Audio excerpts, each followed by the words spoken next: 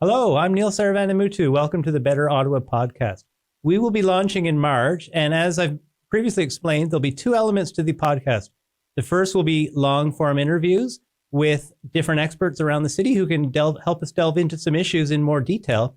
The second element is a municipal panel. Some of you will remember that many years ago, we had a municipal panel weekly on morning radio. Well, I am delighted today to bring back that panel. We have with us here Joanne Chianello, previously of CBC News, and we have also John Willing, previously of Ottawa Citizen. So welcome to you both. Thanks for having us. Thanks for having us, Neil. Maybe we can begin by the two of you explaining what you've been up to since you left your respective journalistic roles. Yeah, so I actually left CBC in 2023, the spring. So it's been almost 2 years. I can't believe it. After, I want to say, 3 decades in journalism. I had a little bit of burnout, time for a change. And so I've always loved municipal affairs, and I went to a consulting firm that does a lot of work with municipalities. So I worked there for a while. I worked for Association of Municipalities of Ontario. I did work on the long-term financial plan for Toronto. In fact, I personally wrote some of the parts that were in Mayor Olivia Chow's New Deal. So that was very exciting to see that come to life. I got a lot of ideas for Ottawa. And then I transitioned from there to being a senior advisor for that firm. I'm doing a lot of community volunteering with my local community association, a nonprofit housing organization. These are things when you're a day-to-day journalist, you're not really allowed to do. So doing some of that and other fantastic projects like this podcast. Great. Thanks, and you're allowed to have an opinion now too.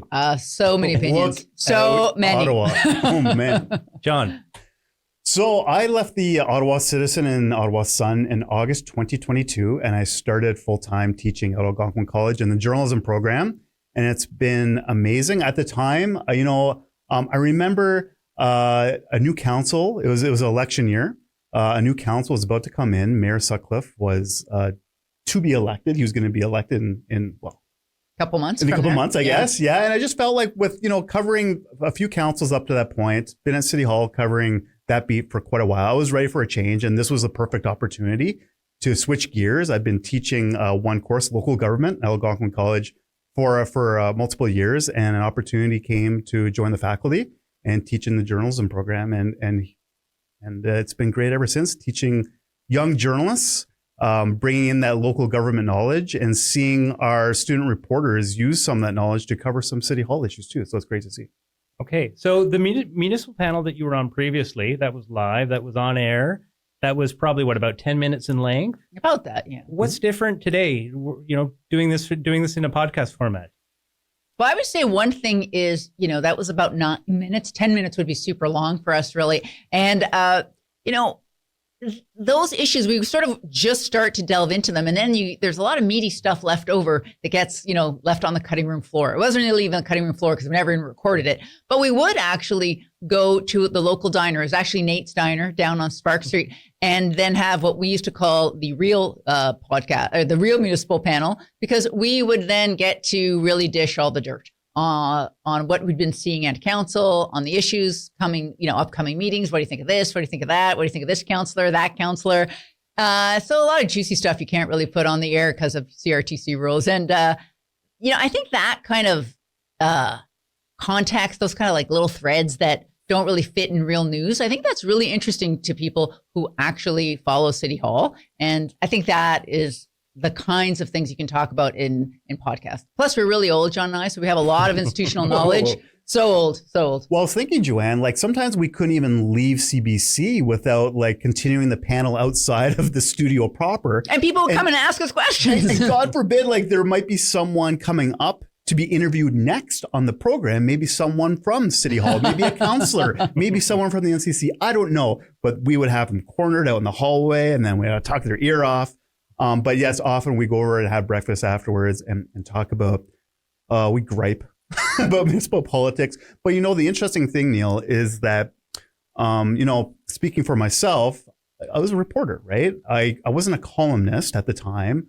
I did analysis pieces from time to time in the pages of the Citizen and Sun. But I really could not come in and have an opinion. Often that crossed that line probably on the morning panel. But here in the podcast form, I think we have, and maybe Joanne, you feel the same way, a little bit more liberties to opine or kind of analyze stuff that's going on in municipal politics. And for me, I had been a columnist actually at the Ottawa Citizen. Then I moved to CBC, where I did analysis, and the line between opinion and analysis was very blurry, but I tried not to cross that. And so I think we can be a little bit more frank. Great. So listen, this is just a teaser of what's to come. We'll be, as I mentioned, we'll be launching in March. But I've got one last question for the two of you, and that's this council, it's halfway through its term. 2026, it's up for re-election. What do you think will be the big issues that we'll be looking at over the next 2 years? Well, I mean, the big issue, one of the big top, maybe 1 or 2, 3 issues is transit at all times. And maybe we can all agree on that. I don't know. But like when I was thinking back to covering City Hall, we were talking about how we're going to grow LRT across the city at the time. And here we are. Now we're seeing the rollout of the revamped Trillium line slowly but surely. When we're taping this, they haven't gone to 7 days yet of bringing back the Trillium line. But, you know, there was a time when we're talking about extending LRT to the western suburbs, to the southern suburbs as well. I don't know what's going to happen with LRT expansion in the city because of funding issues, about whether we have the ridership to justify running rail to those suburbs. And also when it comes to the price people pay just to board a bus or train these days too. So I think if I had to pick one issue right now, it would be transit. It's going to be the number one issue going into the next election. And quite frankly, it's going to be always one of the top issues. How about you, Joanne? Yeah, I have to say transit as well. I mean, we're not even done figuring out the problems of the last LRT line. You know, we literally do not know the root cause of the derailments. They're, I think, 3 or 4 years old now. Like, the fact we don't know that is a problem. The lack of transparency around that. I mean, City Council right now has authorized staff to deal with, I think, hundreds of millions of dollars in settlements with the folks who are building the LRT, and we don't even know anything about that. And so I think transit, yes, I agree with everything John said, but they also fit into a bit of some bigger issues, and that is transparency and accountability. Always, I think, a super important thing, because as my old friend David Reevely used to say, if you care about the outcome, you care about the process. And then also, now hold on to your hats. This is very explosive stuff. The fiscal framework. I know that's what everyone wants to talk about, but roads, pipes, infrastructure, transit, these are the things, these are the building blocks of our city. And we do not have the money for that. We cannot tax our way out of this because the property taxes are not really meant to deal with the breadth of what we do in a city. As well, we haven't kept up, you know, so it's very nice to pay 2% increase. I know nobody wants to pay taxes. I don't want to pay them.